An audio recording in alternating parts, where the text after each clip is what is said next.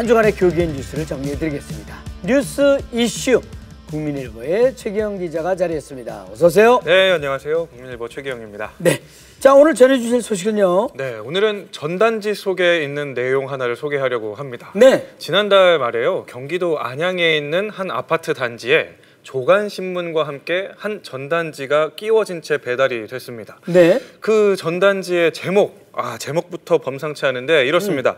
제1교회 루틴보험 수령자 모집 안내라는 제목이에요. 네. 뭐 얼핏 보면 이 보험회사 홍보 문구 같기도 하고요. 그러게요. 이 전단의 핵심 내용은 두 가지였습니다. 첫 번째, 예배에 참석하면 3만 원을 준다. 두 번째, 교회가 부흥하게 되면 100만 원 이상을 받을 수도 있다라는 내용이었어요. 자, 집사님이 이 전단지 받았다. 어떤 생각부터 드실 것 같은가요? 하도 사람들이 안 오니까 이런 아이디어가 나온 거 아닌가 하는 생각이 들고요. 보통은 교회 주보나 전도 관련 전단지는 나눠주는 거 우리 많이 보지 않았습니까? 네. 이런 전단지는 처음 봅니다. 그렇죠. 솔깃하긴 하죠. 이 유인물 배포한 곳이 안양의 이제 제1교회라는 곳인데요. 네. 전단이 뿌려지자 이 교회의 문의 전화가 빗발쳤다고 해요. 네. 그럴만하죠.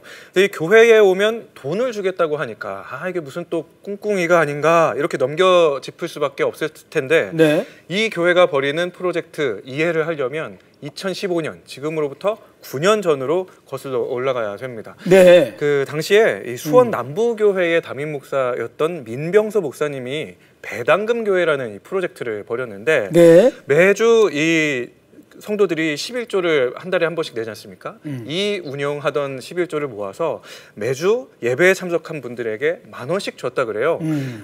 이제 돈을 앞세운 엉터리 전도 마케팅 아니냐, 아니면 이 교회 이단성 있는 교회 아니냐라는 논란이 당시에도 있기는 했었습니다. 네. 그런데 이런 의심 가운데서도 전혀 개의치 않고 계속 프로젝트를 이어갔다고 하는데 이 11조의 일부를 배당금으로 운영하는 것이, 이렇게 재분배하는 것이 보편적 복지의 시작이라고 여겼다는 겁니다.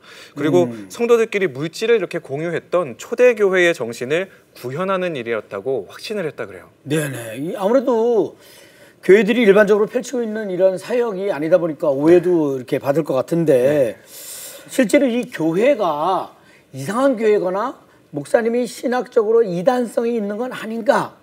이런 질문도 나왔을 것 같아요. 맞습니다. 이 취재 과정에서 확인을 좀 할 수 있었는데요. 네. 이 민 목사라는 분이 이제 감리교 신학대를 졸업한 뒤에 연세대 연합신학대학원에서 구약학, 또 서울대 대학원에서 종교학을 공부한 학구파 목사였습니다. 네. 그리고 출간한 책이 40권에 달할 정도의 학자로서의 면모를 보여주기도 했는데 네. 이단 종파를 연구한 기독교 종파 운동사라든지 한국 종교 역사를 연구한 한국 종교사와 같은 책을 출판하기도 했고요.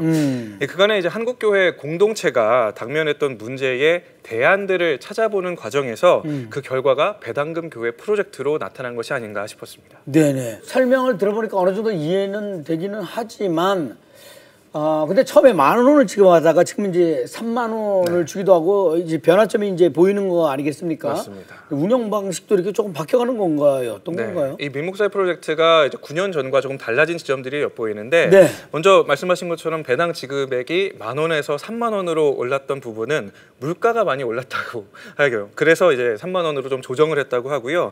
이 배당금 받는 성도들이 강도 높은 신앙 교육을 받는다고 합니다. 이 지점이 좀 차이점이긴 한데 그동안 한국교회 일부가 뭐 지역 안에서 소년소녀 그 가장이라든지 초고령 어르신들을 위해서 시혜의 대상으로 뭐 일부 현금을 지원하는 사역을 하기도 했는데 사실 이 교회 같은 경우에는 그런 시혜를 베풀듯이 하는 것이 아니라 견고하게 신앙이 교육된, 훈련된 공동체의 일원들에게 교회의 공동 재정을 지급하는 방식이기 때문에 좀 차이점이 있고요. 여전히 이런 과정들이 아슬아슬한 실험일 수밖에는 없습니다. 왜냐하면 돈으로 예배 참석을 유도하는 일이 과연 옳은 전도법이냐 이런 비판에 이제 직면할 수 있기 때문이죠. 이에 대해서 민 목사는 자신이 추구하는 목회 방향에 대해서 얼마든지 토론도 가능하고 보완해 나갈 자신이 있다 이렇게 설명을 하거든요. 이렇게 성도들한테는 루틴처럼 들어오는 공과금을 교회가 공동의 재정으로 부담할 수 있게끔 도와준다. 이런 책임지겠다는 프로젝트가 과연 어떻게 잘 안착하고 확장될 수 있을지 지켜봐야 되겠습니다. 네네. 이런 교회들이 나온다는 것은 그만큼 한국 교회가 현재 갖고 있는 여러 어려움을 타개해보자고 하는 그 나름대로 실험이 아닐까 싶은데요. 한국 교회가 일어설 수 있는 보다 건강하고 좋은 방법들을 위해서 많은 토론과 고민을 해나갔으면 하는 바람입니다. 네. 자, 다음 소식은요. 네, 매년 6월이 되면은 각 교회마다 준비하는 사역이 있죠. 바로 여름철 단기 선교 사역입니다. 이 선교라는 것이 사실 이 시기와 상황에 따라서 준비해야 될 부분이 달라지기 때문에 다양하게 조사도 좀 필요하고요. 섬세하게 준비 과정을 진행해야 되는데 오늘의 두 번째 소식으로 확인해 보겠습니다. 네네.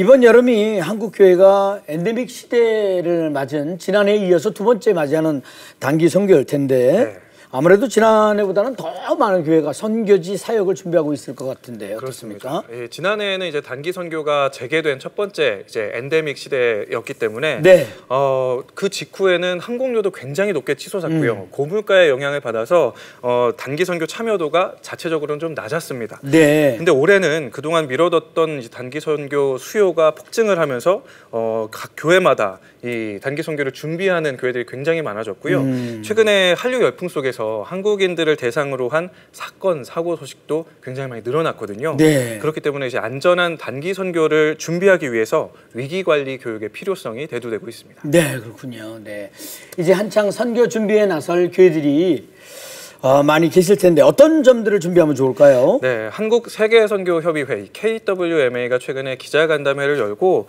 한국교회 그리고 선교단체 또 현장 선교사들이 위기관리를 위해서 철저하게 대비해 나갔으면 좋겠다라고 제언을 했는데요. 먼저 해외 선교사와 단기 이제 선교팀들 가장 많이 겪게 되는 사건 사고가 무엇일까? 바로 교통사고였습니다. 한국 단기 선교팀이 가장 많이 찾게 되는 나라 중에 하나가 캄보디아인데요. 캄보디아 같은 경우에는 교통사고 사망률이 전 세계 4위에 올라와 있을 정도로 굉장히 높은 위험도를 가지고 있습니다. 또 이제 중앙아시아라든지 동남아시아 또 아프리카와 같은 국가들은 우리나라에 비해서는 굉장히 도로 상황이 열악한 편이거든요. 그리고 이제 교통 질서에 대한 사회적인 인식도 느슨한 편이어서 주의가 필요하고요. 또 반기독교 정서가 있는 나라로 단기 선교를 갈 때 주의가 필요하겠죠. 이 상황에 따라서 현지에서 이제 도움받을 수 있는 골든 타임을 놓쳐서는 안 되기 때문에 이 현지 선교사 그리고 단기 선교팀이 이제 선교를 가기 전에 안전 위기 관리 수칙을 미리 만들어서 선교를 떠나기 전에 확인하고 점검하는 과정이 필수적입니다. 한국위기관리재단 그리고 선교교육단체인 미션 파트너스가 한국교회 안전한 단기 선교를 위해서 동영상이라든지 교육 프로그램들을 준비하고 있거든요. 이 온라인으로도 확인할 수 있고 6월, 7월에는 오프라인으로 교육 프로그램도 진행 중이니까요. 꼭 미리미리 확인하셔서 안전한 선교를 준비하셨으면 좋겠습니다. 네, 중요한 얘기입니다. 네. 복음을 전하는 것도 중요하지만 안전하게 잘 다녀오는 것도 중요하지 않겠습니까? 단기 선교를 떠나는 많은 교회들이 안전 수칙에 대해서 잘 준비하셔서 무사히 은혜의 복음을 잘 전하고 오셨으면 합니다. 네, 최기현 기자 대단히 감사합니다. 수고하셨습니다. 감사합니다. 네. 이어지는 단신 뉴스 보시고 다음 출연자 만나보시겠습니다.